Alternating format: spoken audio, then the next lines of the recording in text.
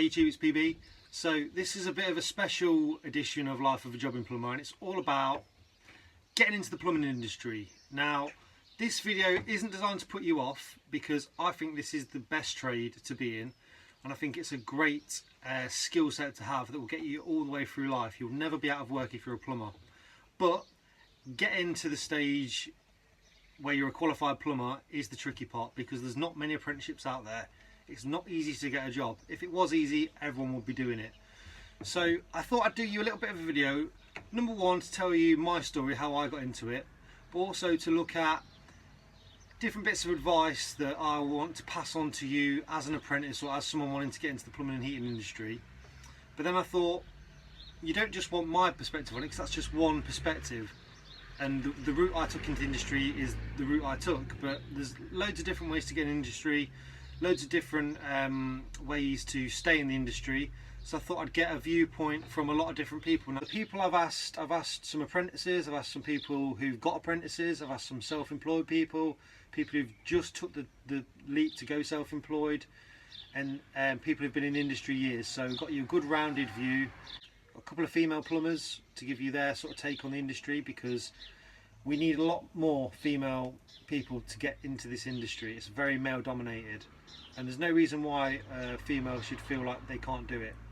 So I've got those two, Becky and Lauren, to contribute. So hopefully, if you can gain some advice, some encouragement from these people, then this video has done its job. I'm hoping this video will be helpful, especially for apprentices. The number one question I get is a message I get in my DMs on my social media accounts. It's from apprentices who feel like the person they're working with isn't giving them the chance to do any work. They're just making them fetch and carry stuff. Now, unfortunately, that is the case. If you're working with a guy, let's say it was me, if I had an apprentice, I would want to teach him to get him up to speed as fast as possible so he could start earning me money, start being useful. But if you're just working with a guy who's working for a firm, all he wants to do is get the job done and get home and get paid. Now, that means letting you do some of the work is going to slow him down. The only thing you can do in this situation is have a word with him, and if he still doesn't want to do it, just watch as much, learn as much as you can, practice it when you get home, practice it at the weekend, and just try and try and try and stick with it, persevere, because you don't want to lose your job, you don't want to walk away from the industry. It can be tough, but just keep watching this guy, and hopefully at some point he will give you your chance to show him what you can do. But just try and learn from any way you can. If you can go a weekend and work with someone else, it's always great to get experience from not just one gas engineer. And even now, like, I feel like I'm at the top of my game, but I still learn from other people, especially seeing stuff on social media, on Instagram and Twitter, seeing how other people do things, seeing their kit. Because I work alone, I'm not learning from anyone else, I'm just doing what I do. But seeing other people work is the best way to learn. I learned off my granddad, off my dad, off Kevin. That's three really good plumbers, gas engineers that I've learned from. All their skills now are in me, and that's a really, really important thing to remember. And also training. I still do training. I've just done my unvented and water eggs again. You can never, you're never going to know it all. It's all about experience. But things like the water eggs, I did that at college, forgot a lot of it. But when I went back to college, learnt it again, it was still in there because I remembered a lot of it. And you will. Things you do all the time, you will get good at. But there's things, little rules, little regulations. If you're not doing the work, they'll sort of slip from the forefront of your head. But it's important to keep up with your training, get involved on social media, like watch these YouTube videos, not just mine, plumber parts, whatever you can find online, watch them, get their opinion, get their perspective, get sharing their wealth of knowledge, and you won't go far wrong if you're always thinking about learning. When I left school, I did, well, after my A-levels, so I did GCSEs, then did my A-levels, then I left school to do a year out earning some money, and I worked in a quarry. And once I started earning money, I didn't really want to go back to school. Now, I was going to go to university, but luckily for me, my dad offered me an apprenticeship. So straight away I went to work with Kev, who was my dad's old apprentice, and they were running the business together, and I learnt through him. So I was really lucky. Now, one of the biggest misconceptions when you're young and you get into plumbing is what you read in the papers about earning 100 grand a year. It's very, very hard to earn that kind of money, especially if you work for someone else. Now, you may have seen Pimlico Plumbers. I think that's a sort of one-off business model, and obviously it's really expensive to live in London, but you can probably earn, if you were willing to put the work in and work on call at night, you could probably scrape together 100k a year. But working, especially working for a firm, there's no way you'll get that kind of money. So if you want to earn a lot of money, then self-employed. You can work as hard as you want, work as many hours as you want, and you can earn some decent money. Or you can take on staff, get them working for you, and earn the money that way. There's different ways about it, but for me, self-employed, I can do as much or as little work as I want in a week, and I can earn as much or as little money as I want in a week. Now, the trickiest thing being self-employed is, let's say for an example, a boiler quote. So I went to quote for a boiler this morning, spoke to the tenant, he wanted a combi boiler. When I got there, his water pressure was poor, didn't really suit having a combi boiler. So I've quoted him for an unvented cylinder and system boiler, which one will be more expensive because there's more equipment, and two will take up more room. Now, the next guy who goes round will probably be happy to put him a combi in, 500 quid combi, really cheap one, get the job done for a cheap price. Now, I'll lose the job to that guy, but there's no way I am going to be lowering myself to that level, fitting a combi where it's not required, it's not the best solution, and I'm not going to, work for nothing. So I'll lose that job, but I don't want to work for little. And that's the trouble you'll have. Things like gas certificates, landlord gas certificates, really you want to be charging about 75, 80 quid and doing them properly, spending the time there, making sure everything's safe. But there'll be a guy who will do it for 30 quid. Now, if you're a landlord, 30 quid or over double that, what are you going to want to pay? You're going to want to pay 30 quid, aren't you? You're not going to get a good job, but do you care? Because you've spent 30 quid, you've got the certificate, the piece of paper you need. So that's the trouble with trying to earn the big money, trying to get regular work when there's people always out there wanting to undercut you.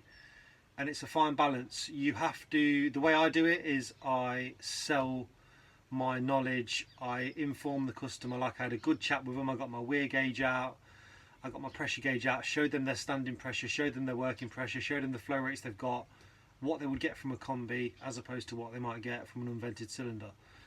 So there's things like that you can do. Now, the other thing you've got to think about is if you're going to go self-employed, it's not just working and getting money in. You've got a lot of responsibilities. Van insurance, the outlay of a van, the outlay of tools, keeping up to date with your certificates, gas safe registration, public liability insurance, fuel, everything like that comes out of your wages. Now the other thing is you might have a full week's work, so you might on Monday morning you might be going to do a day's work, combi swap. You've allowed a fair amount of money for yourself, for your labour. When you get there, things start going wrong. The boiler doesn't turn up into the merchants. They've got old 20 thread copper pipe under the floors you didn't realise. That's all got to come out. You've got to adapt onto it. A lot of things can go wrong in plumbing, and some days you won't earn any money. You'll think you're going to earn some money and it will just go tits up and you'll earn nothing. And that can happen a lot. But the more experience you get, the better you get, and the more money you can earn, because things like that won't take you the best part of the day to get round.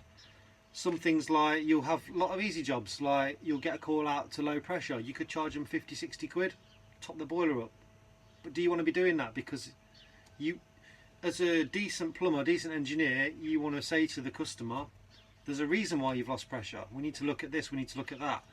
And yet you can do it, go, move on to the next job. But if you want to do your job properly and you want to get a good reputation, you would say to them, right, we're going to look at the expansion vessel, we're going to look at a leak on the system.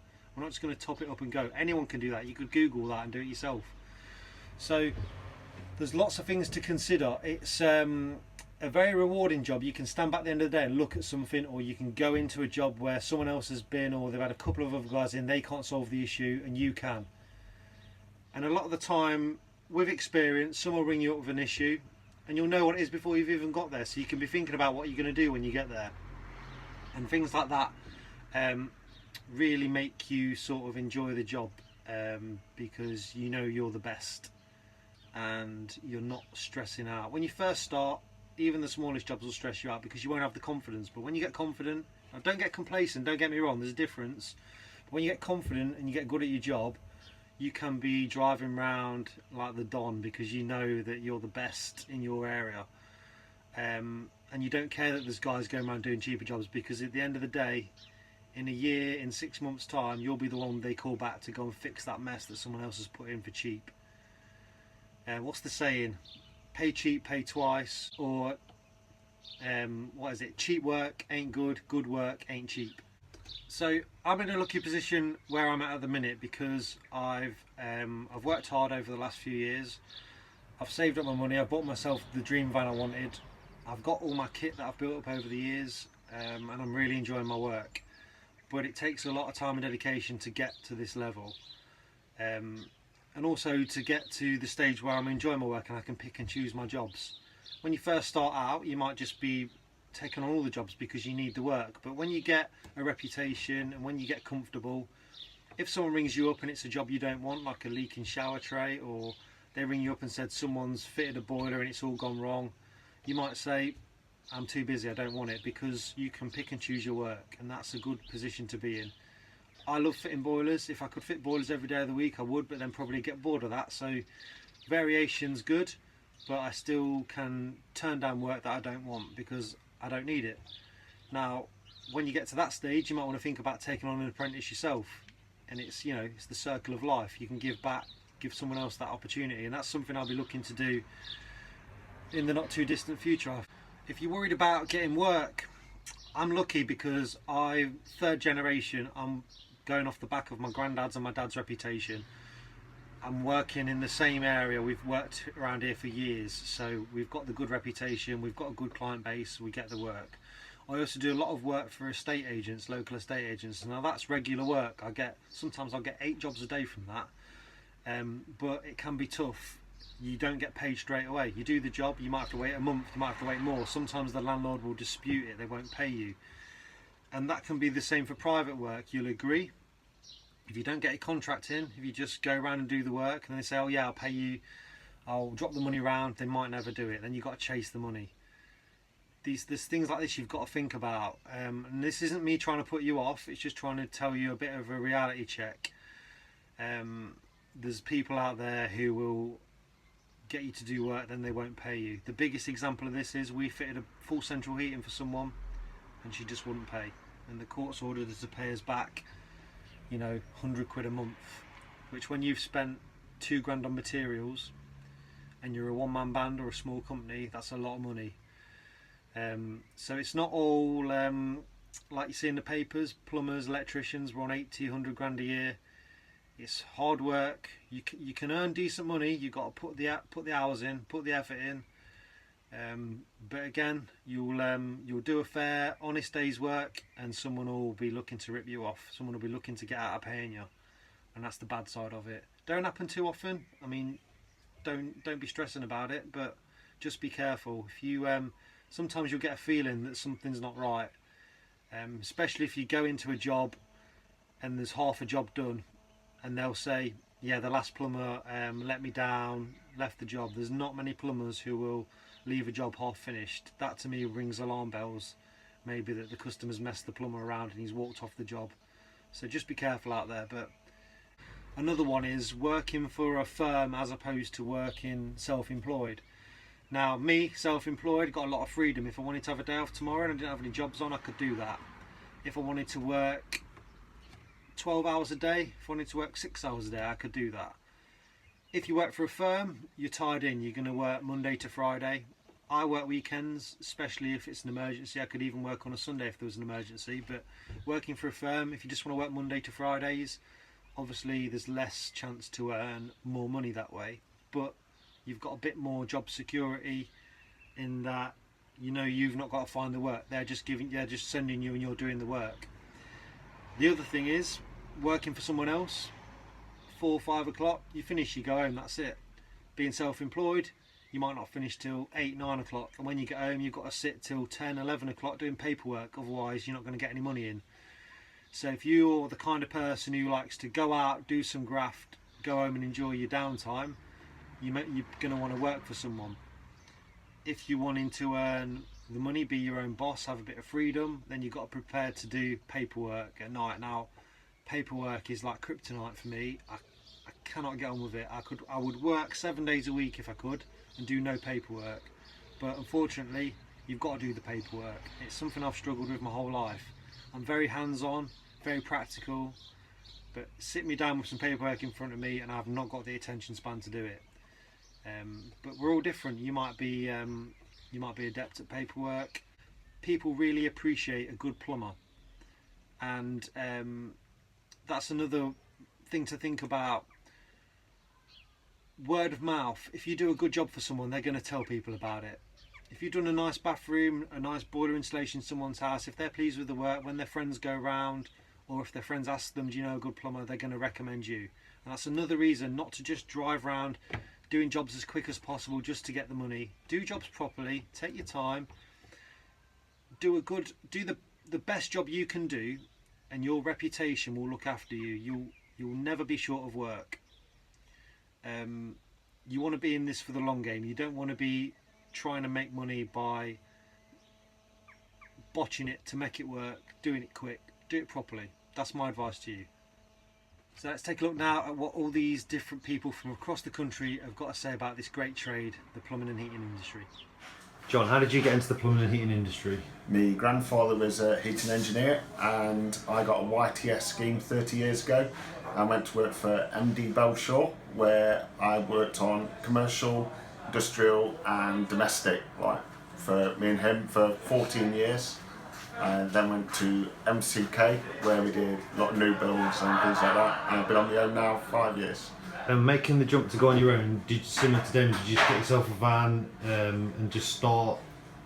Yeah, just for my 40th birthday, thought I'm not going to carry on working for a firm anymore, going to go on my own, take the leap before I get too old. I went on my own, bought a van, got a tool, set off on my own, never looked back. And for people worrying about sort of getting their first jobs, getting actual work, making that jump, how did you go about getting work and building up to having a full week's work every week? I phoned various of the builders that I knew who'd worked with and asked them if I could price for some of the work. They were all quite keen for me to go along and priced it, and then never looked back really. It was like, so really, if you're proactive, if you want the work, there's work out there, you just got to go for it. Yeah, got to go. You've got to go and see people and put your name out and see how you do. Like, have you got any tips for someone wanting to get into the industry? Yeah, if you're struggling trying to get on with a firm, try getting on at a merchant's, where at least you'd learn about the fittings and the materials, and then you'd have that knowledge and you'd get to meet all the engineers as they come into your branch, and you can always ask them, see if there's any jobs going. Keep asking them as they come into you. Spot on. Cheers, John. Cheers. Hello everyone, Mr Muscle, PB, has asked me to talk about how I got into the industry. It was about 9 years ago. Went back to college and retrained. I was working full-time as a sign writer, and my boss was nice enough to let me go back to college and still work. Did my level 2 plumbing and come out of that with my qualification. Was hoping to get into an apprenticeship, but unfortunately it was at the time of the recession, so nobody was really taking anybody on, so it was a bit hard. One guy did say, oh, you do know it's quite heavy lifting and things like that, which I thought was quite funny, so I just ignored him. But most of the people were helpful and tried to put me on to other people, but like I say, nobody was really employing, so I just had to go for it really and go out on my own. Luckily a couple of jobs came in through friends and family, and just went from there really, word of mouth. So I was very, very fortunate. I wish I had done an apprenticeship, and I would really recommend doing that to anybody that wants to get into the industry, just because you'll get so much more hands-on experience of somebody that's been in the industry for a long time, and you know, they'll be able to really teach you about being on the tools and what it is to run a business as well, because it's not just about being on the tools. It's all the admin, it's the finance, it's your taxes. You know, you got to take all that into consideration. Going out and quoting jobs, a lot of that can be in the evenings, so a lot of time and effort needs to be put into it. It's not just about, you know, doing the plumbing side of things. But yeah, social media as well, get on that. It's been brilliant for me. There's a whole community out there that just want to help everybody out, and also you don't feel like you're on your own. You can just chat to people, and they'll give you their advice and their knowledge, which is great. So yeah, I've only got a couple of minutes, so I better cut it short. But good luck to anyone who's thinking of getting into the industry, and no doubt I'll see you on Twitter. Hi, I'm Stu from Adams Heating and Plumbing. I am a gas and heating engineer, as I like to call myself. I work self-employed and have done for the past 10 years, which is excellent. I love being self-employed. It brings lots of freedoms, everything that you could think of, really. Of course, there are drawbacks, but you know, being self-employed, you have to do all your own paperwork, you do all the customer quotes, so you're often working into the evenings, but you know, you take the rough with the smooth. I work my wife's a teacher, so I work probably between 39 and 45 weeks a year sometimes. So I like to take all the time off with my kids, and that's what being self-employed does, brings flexibility. Plus I get to do my hobby on a daily basis, which is great. Now, I didn't originally start off as a heating engineer, plumber, whatever you want to call it. I actually did the other route and went to university and did all that jazz. But here I am, self-employed 10 years, and I wouldn't have it any other way. I literally do my hobby every day, and people pay me for it. And it's great. I absolutely love it. Never going to be a millionaire, but that's not really what it's about, is it? It's about comfort, doing what you want, sticking it to the man, and doing your own thing. And that's exactly what I do. People take the mick out of me all the time. And I'm always like, oh, you never work, you're never doing this, you're never doing that. I work loads. I'm very, very specific at what I do, and I make sure it works well, and I get it done quickly. I don't reduce the quality, but I make sure that I'm not messing around. I'm not out for cups of tea and bacon butties and, you know, get to a job at 7:30, but I spend 2 hours out and about doing other things. It's not me. Get to a job, get the job done, leave, everybody's happy. And that's how I run it. I love it. And I've got my little van, I've got my nice family and my nice car and my nice house, and, you know, it all comes from working hard and doing what you want to do. And that's what I like about this. It's great. Hi Connor, right, how did you get your apprenticeship? So my boss contacted my local college that I was studying at if they could recommend any full-time college students for an apprenticeship or for any work experience, really. So I studied some work experience with Marcus for about 6 months, and he decided to take me on, and I was lucky enough to have that opportunity. What I like most about my apprenticeship is the fact that everything you do, no matter what day it is, it's always something different, whether it's plumbing up a rad, whether it's fixing a leak for a toilet, or even whether it's fault finding in a central heating system, some wiring issues. There's always something different to go with your day, really. What I enjoy most is really the Heroes of Heat. It always keeps the fun in it, and what I'd like to take with it further is really just to go through my level 3, go through my gas, continue working with Marcus and see how it all goes. Is there anything you don't like about plumbing? What I don't like about plumbing, it's probably unblocking toilets, to be fair. Yeah? Yeah. One of them? I'll be honest with you, yeah. Yeah, yeah. I don't think anyone does really, do they? No. There we go. Alright. Cheers, Connor. How did you get your apprenticeship? Well, my dad's a builder, and the person I was working for is actually worked for the person that's at my company is my boss now, and was doing the extension, and she saw that I was a hard worker, I was labouring for my dad, and she basically just offered me to go in, have an interview, and if wanted to be a plumber, see what it was like. So I went for the interview and I got the job. Fair enough. And what's the favourite thing you like about your apprenticeship? I just like it. I just like plumbing altogether. I think it's probably one of the best trades. Like, I don't think there's any other trade out there that's as technical, and it's everyone needs a plumber out there. Everyone will always need a plumber, no matter what. There's always a leak. There's always something that needs plumbing in. There's always an arse that needs plumbing up. So yeah, there's endless work for plumbers really. So I thought this is the job for me. And what do you want to do in the future with your career? Well, I would like to go on to level 3 and get my gas, and then obviously I would like to take it further and get Part P, so I can get me a bit of a sparky in there, bit of a gas. So it's all in all, comes all together, and it just helps me out. And I love it all. I love learning bits and bobs and all the gubbins of it. I love it all, to be fair. Thank you. Hi, I'm Mike Teal from the northwest of England, currently working for ATAG Heating Technology as a technical product manager. I started my early days back in 1988, so a quick bit of maths will give me 30. I'm on my 30th year now, hard to believe, I'm quite sure. Time has flown. It's been a great 30 years. As with everybody, we all start as an apprentice. My apprenticeship, I was very lucky. I landed upon a good company over in Oldham, that's where I'm from, where the company I worked for did a varied range of plumbing and heating, ventilation. So I had a good grounding working on the new builds, all in copper, not the plastic stuff. Commercial work, ventilation. I then worked on the maintenance side of things where things weren't working correctly and I went out to solve problems, which I really enjoyed.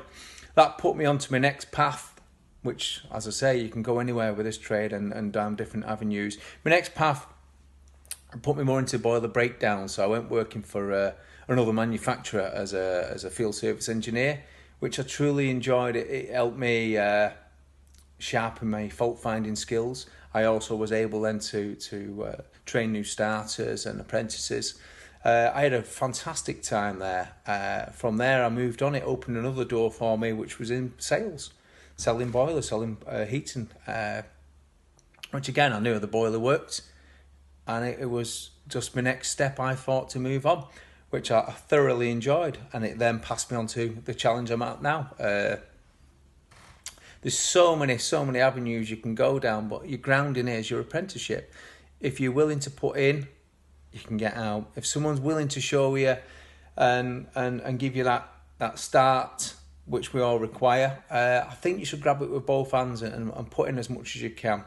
You know, it's a trade where, yeah, you're not going to be the millionaire, you're not, but you'll always have friends. People always want the boiler fixing, the bathroom doing, the burst pipes, the gas off, whatever it might be, and you should always have work. If you do your job properly and you apply yourself. And back in my apprenticeship days, one of my main mentors, a great bloke, he said, look, step back, look at the job.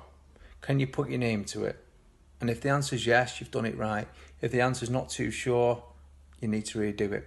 And that's it. And I've carried that on from that start till probably the day I die. So yeah, the industry's been very good to me. I've enjoyed it. I've met some great people. I work with some great people. It's an ever changing industry as well. You know, the click of a button, the phone of a friend, the answers are there. There's so many people willing to help. You know, it's a good job, and I've done very well out of it, I must say. And I wish whoever going into it, you do the same as what I do, and you find your own avenue and you find what you're good at and apply yourself to it. Cheers. Hi everyone, it's Dan Tickner here, Samson Limited. Just a few pointers for anyone thinking of getting an apprenticeship or heading into the heating industry. A little bit about myself. I joined the heating industry in 1983 as a combustion engineer apprentice. I've been in the industry ever since, progressing through the ranks as service engineer to service manager to installation manager, operations manager, and operations director. That's the sort of the route I've travelled. In 2010, I thought I'd had enough of the rat race and decided to set up my own company, Samson Limited. I've not looked back since, to be honest. I was really only able to do that because I kept my qualifications up that I'd held right the way through since my apprenticeship and through my gas service engineer days. I was fairly confident I was going to end up on the tools one day, so which is what where my passion is and what I enjoyed. I followed my dad in my dad's footsteps into the heating industry. I wanted to be a carpenter when I left school, but he said no, the future's in heating, so that's what I've done, and I'm glad I did. I've not looked back since.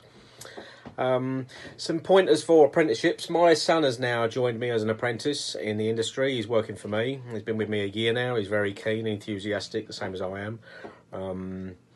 A couple of things I've had to teach him along the way, or a couple of pointers, with the main thing is be patient.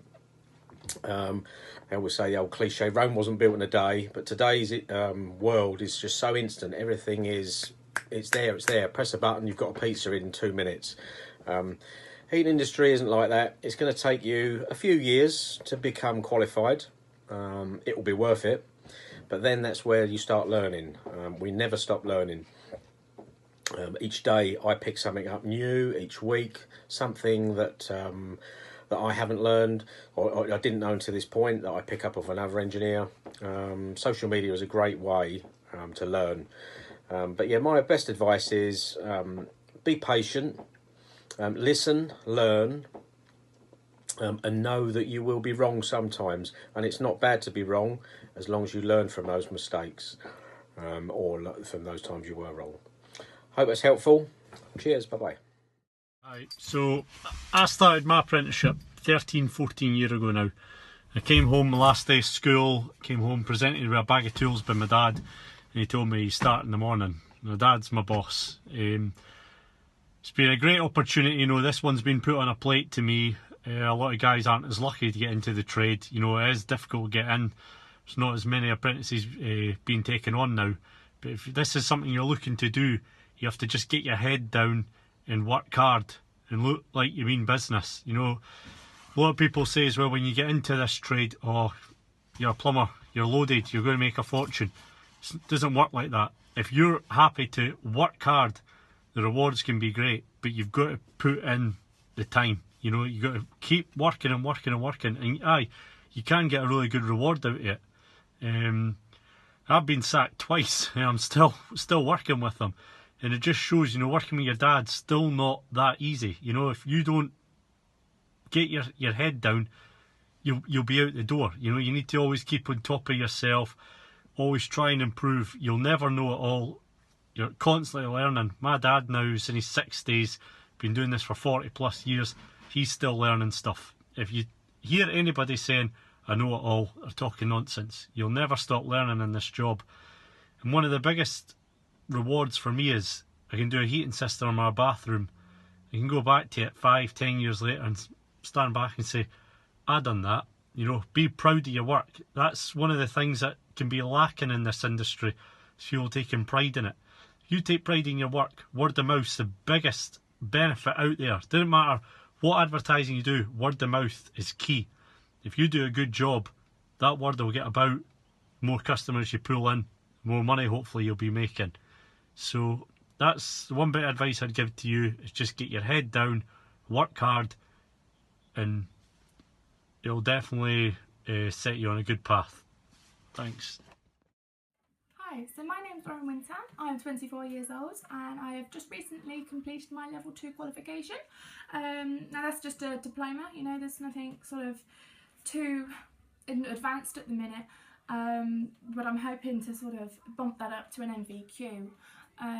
We have been given 5 years from the day to finish to get that MVQ, but to be completely honest with you, I really want to sort of bump that up as quickly as I can so I can then go and do my level 3. Something I'm really passionate about is, you know, is learning this new trade.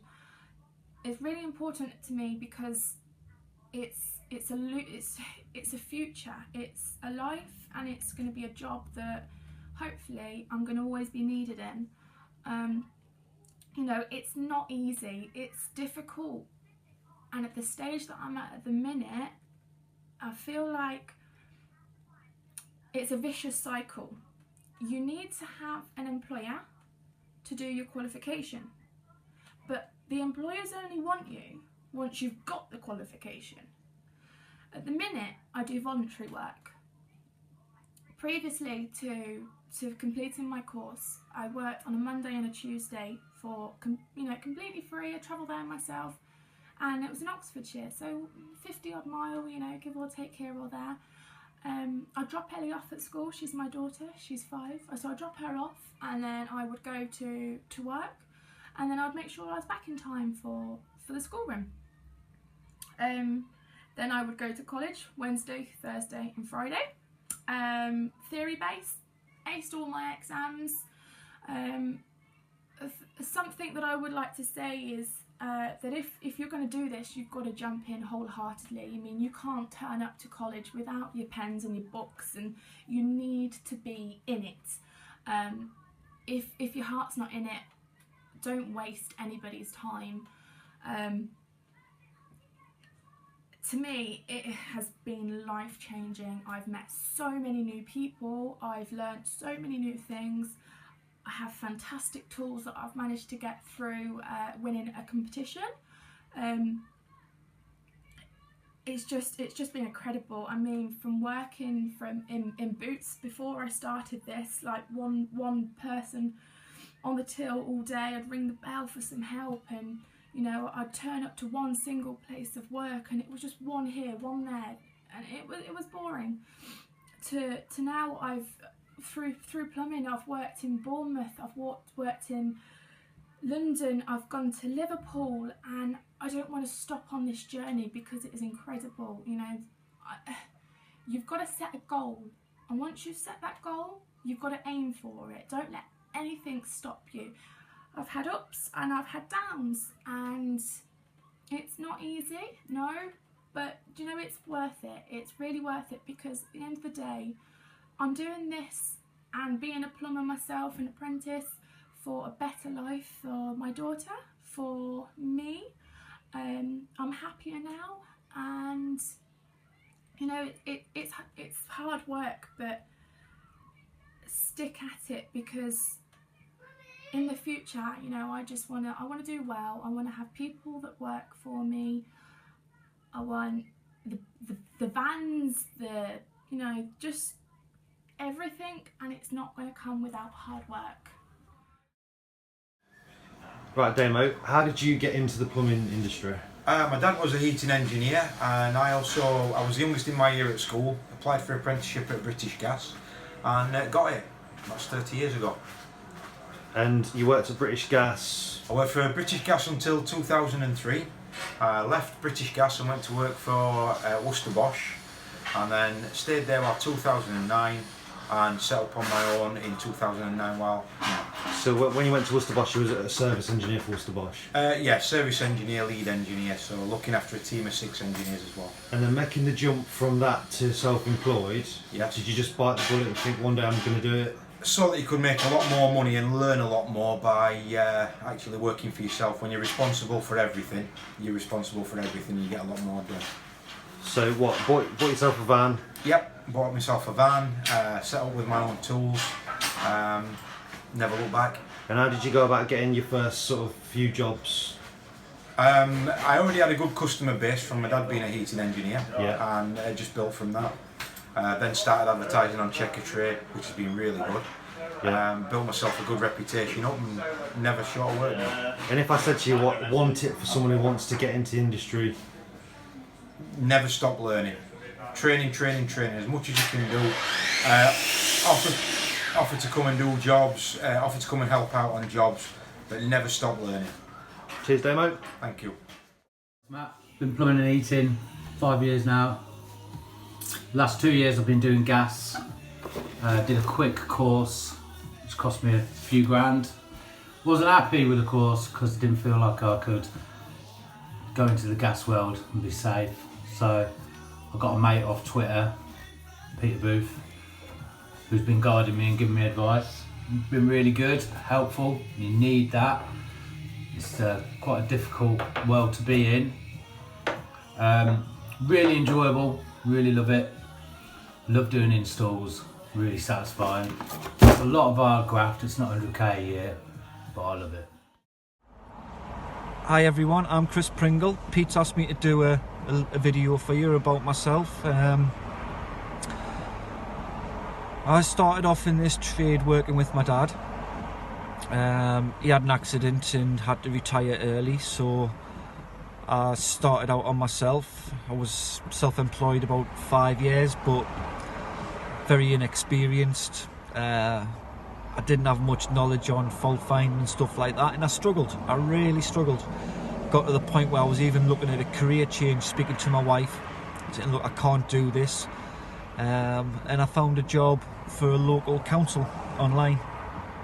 So I went over there and I learned and developed from all of the old school guys there about fault finding and different appliances that I'd never even come across. I was there about 13 years and I got to a point where I thought, you know what, I'm not learning anymore here. I'm not developing myself. I feel like I'm stuck in a rut, so I saved up some money, got myself a van, kitted myself out with tools. With when you know somebody like Pete, that's really expensive, especially if you're trying to replicate what he's carrying. But there's some quality tools out there that make your job so much easier, simple things as well. So I started up my own about 8 weeks ago, and it's going very well. I'm learning more. I feel like I'm learning more and I'm developing myself. That's the thing with this trade. You're never the completed article. There's always room for improvement. That's what I like. You can never learn too much. Also, what I do like about it, especially in self-employment, is meeting new people from all walks of life. You know, you can go into somebody who's like got an abundance of cash, and you know the money's no object, and you can put some fantastic appliances and systems in. But more so, for me, I get that satisfaction for the people who can't afford, and I can go in and help them. That's where I get the most of my satisfaction from, is helping people. Where they think it's like, oh God, we're going to need a new boiler, and you go in, it can be a simple fix, and to see that relief on their face, that's what I like. You can walk away from a job with your head held high, that you've done the best you can, and you get that sense of gratitude from your customers because of that. That's why I like this job. That's why I do it. It is very, very rewarding. Like I say, you're going to have days where your back's against the wall and you feel like everything's going wrong. And it's sort of like, I always say the same thing to myself, is like, you're going to get knocked down. You pick yourself up, dust yourself off, get back on it, and you'll come good in the end, as long as you will put the hard work in and the learning and the training. And I mean, a lot of manufacturers offer free training if you're on their schemes. Like, I'm going down to Vaillant on Tuesday to do some training on their appliances. I've done their controls, I've been to Baxi courses, Worcester courses. There's always avenues for you to do some very, very high standard training, and it's a fantastic trade to be in. I'm trying to recommend it to my sons, and they're having none of it. Maybe I just bombard them with their boilers too often, I suppose. But no, it's a very rewarding trade to be in. Thanks guys, bye. Hi, my name's Ian Forbes. Been in the trade for roughly 30 years. started when I left school in 1988. I'd already got a job in the plumbing and heating industry. I was offered it when I'd done my work experience with a company when I was 15. Yeah, and I've been doing it ever since. I've had a few periods out of the industry doing minor other work, other bits and bobs, but yeah, mainly doing this. Has good times, has some bad times, but more good times than bad. Proper enjoying it at the moment. Twitter has helped reignite my enthusiasm for the industry. That's about it, really. Thank you. So I hope that's not put you off. I hope it's given you some encouragement. I hope it's given you some perspective, and it's been useful seeing other people's experiences, other people's advice on the plumbing and heating industry. If you've got any questions, you need any help, if you feel like plumbing's something you want to do and you want to ask me a question, just leave a comment, or you can contact me anytime and I'll be happy to talk to you about it. Thanks for watching.